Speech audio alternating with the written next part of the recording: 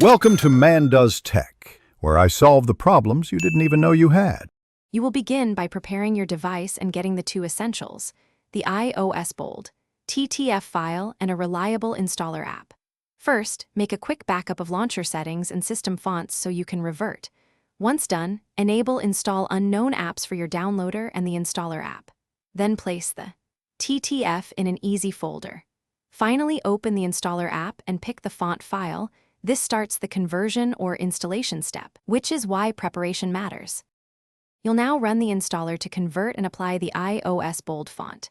If your device is unrooted, use apps like iFont or ZFont to install to user fonts or a custom launcher.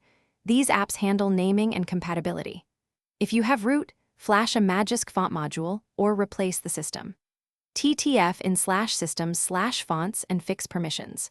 Once applied, make sure to reboot or restart the launcher so the OS loads the new font. That step finalizes rendering across apps. Finish by verifying the bold weight shows consistently in settings, notifications, and key apps. If you see missing glyphs or odd spacing, switch to a different iOS Bold. TTF or use the installer's fallback option. Some fonts omit characters. If the UI layout breaks, restore your backup and clear the font cache before trying a different method. One troubleshooting tip: recheck file permissions when rooted. Incorrect permissions cause crashes, so set owner and mode exactly as the original font files. Thanks for watching. If you found this helpful, don't forget to like and subscribe.